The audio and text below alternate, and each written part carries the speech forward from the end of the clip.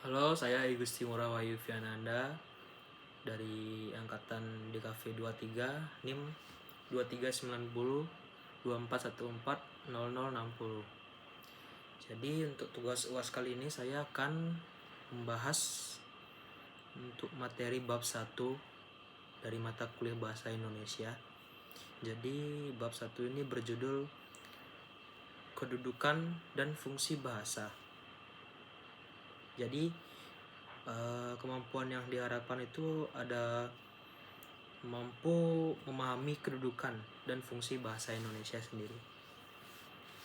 Jadi dalam bab ini tuh saya akan menjelaskan tentang kedudukan dan fungsi bahasa Indonesia.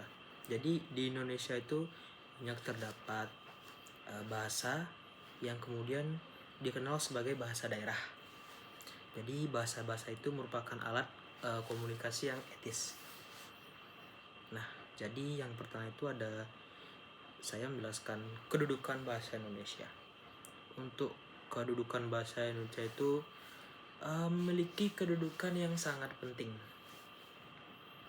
yang tercantum dalam Ikrar Ketiga Sumpah Pemuda tahun 1928 dengan bunyi, "Kami putra dan putri Indonesia menjunjung bahasa persatuan yaitu bahasa Indonesia."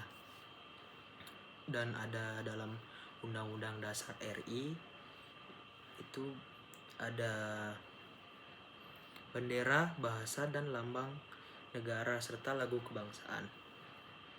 Pada pasal 36 menyatakan bahwa bahasa negara ialah bahasa Indonesia. Maka kedudukan Indonesia itu sebagai bahasa nasional, itu kedudukan bahasanya berada di atas bahasa-bahasa daerah. Jadi hasil perumusan seminar politik bahasa nasional yang diselenggarakan di Jakarta pada tanggal 25 sampai 28 Februari tahun 1975 menegaskan bahwa dalam kedudukannya sebagai bahasa nasional, bahasa Indonesia berfungsi sebagai itu ada lambang kebanggaan nasional, terus ada lambang identitas nasional, serta ada alat pemersatu berbagai masyarakat yang berbeda-beda latar belakang, sosial, budaya, dan bahasanya. Yang terakhir ada alat penghubung antar budaya atau antar daerah. Nah, untuk yang kedua ada bahasa negara, yaitu bahasa resmi NKRI. Jadi di dalam kedudukannya sebagai bahasa negara atau bahasa resmi ini berfungsi sebagai bahasa resmi kenegaraan, yaitu digunakannya dalam naskah proklamasi, serta ada bahasa pengantar resmi di lembaga-lembaga pendidikan. Yang ketiga ada bahasa resmi di dalam perhubungan pada tingkat nasional.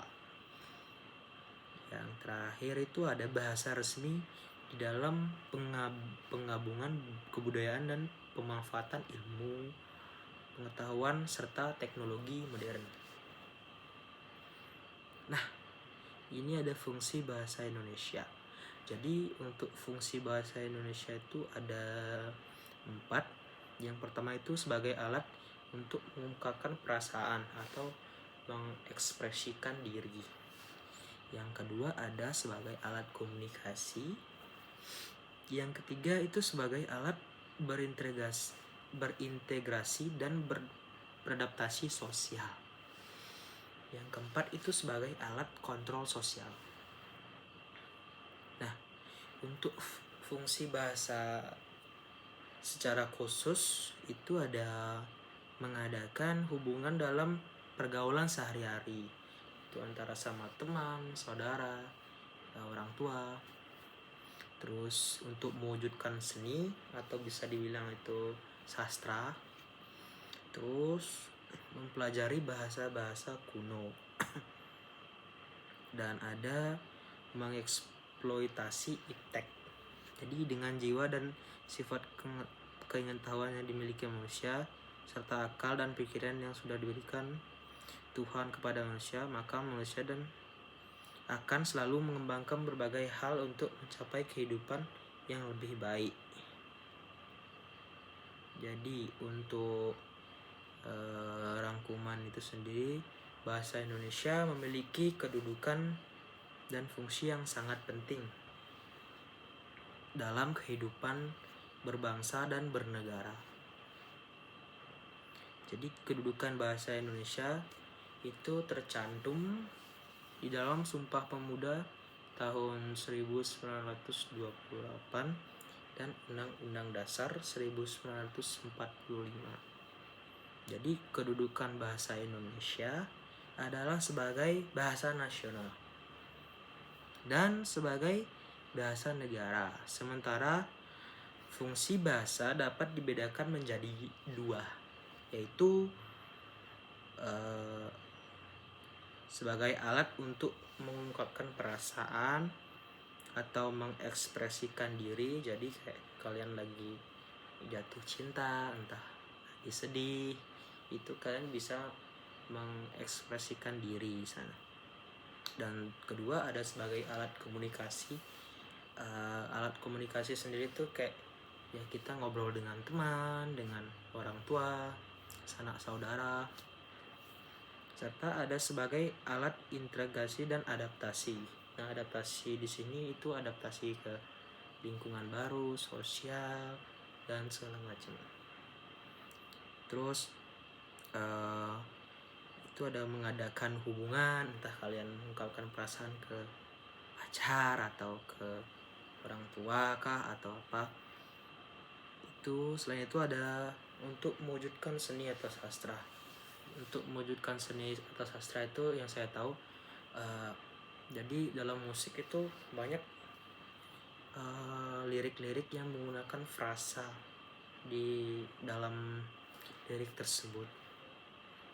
Jadi yang terakhir adalah mempelajari bahasa-bahasa kuno dan mengeksplorasi iptek.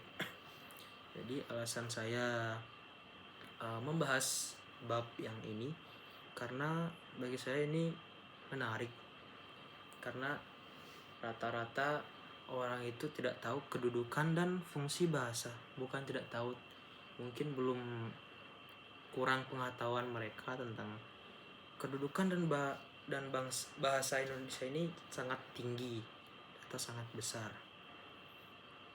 Dan sekian dari penjelasan saya yang singkat ini. Terima kasih. Selamat pagi, siang, sore, malam.